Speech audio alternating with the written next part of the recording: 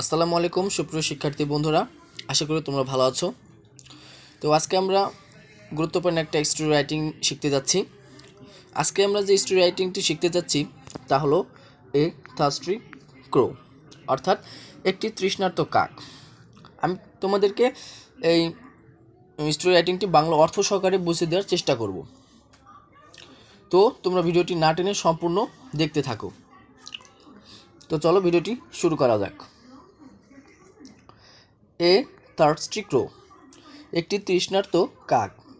It was a hot day in summer, এটা ছিল গ্রীষ্মের একটি গরম দিন।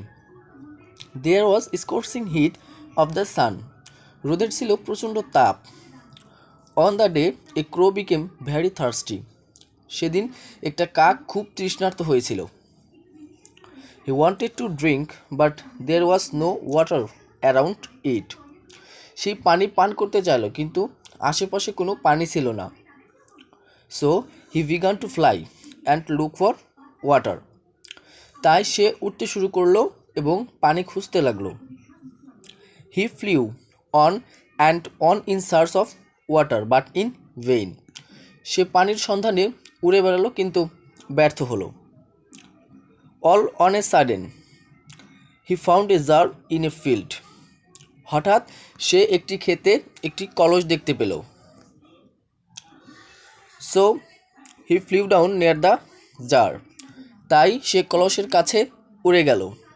When he peeped into the jar, to its surprise he found a little water at the bottom of the jar, সে যখন কলসের ভেতর উকি দিল, অবাক হয়ে সে কলসের নিচে সামান্য জল দেখতে পেল।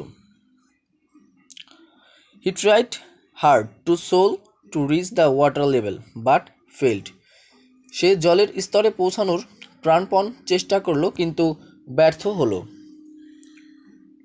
When he was about to leave the place being disappointed a plan came to his mind, সে যখন হতাশ হয়ে চলে যাচ্ছিল তখন তার মাথায় একটি পরিকল্পনা এলো। He found some pebbles scattered around the jar, সে কলসের আশেপাশে কিছু নুড়ি পাথর দেখতে পেল। He picked the pebbles on after another into the jar, সে একের পর এক নুড়ি পাথর কলসির ভেতর ফেলতে লাগলো। As a result the water level of the jar rose up, ফলে কলসির পানির স্তর উপরে উঠতে লাগলো।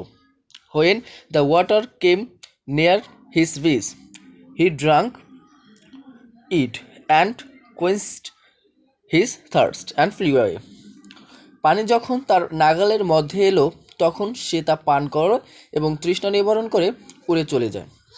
ফ্রম দ্য অ্যাবভ স্টোরি, উপরের গল্পটি থেকে বা উপরের গল্পটি পড়ে উই ক্যান ক্লিয়ারলি সে, আমরা স্পষ্টভাবেই বলতে পারি দ্যাট যে where there is a will there is a way, যেখানে ইচ্ছা আছে সেখানে উপায় আছে, অর্থাৎ ইচ্ছা থাকলেই উপায় হয়। সো ভিউয়ার্স, আশা করি ভিডিওটি তোমাদের কাছে অত্যন্ত ভালো লেগেছে। ভিডিওটি ভালো লাগলে ভিডিওটিতে একটা লাইক দিয়ে চ্যানেলটাকে সাবস্ক্রাইব করে আমাদের সাথেই থাকবে। এতক্ষণ ভিডিওটি দেখার জন্য তোমাদেরকে অসংখ্য ধন্যবাদ।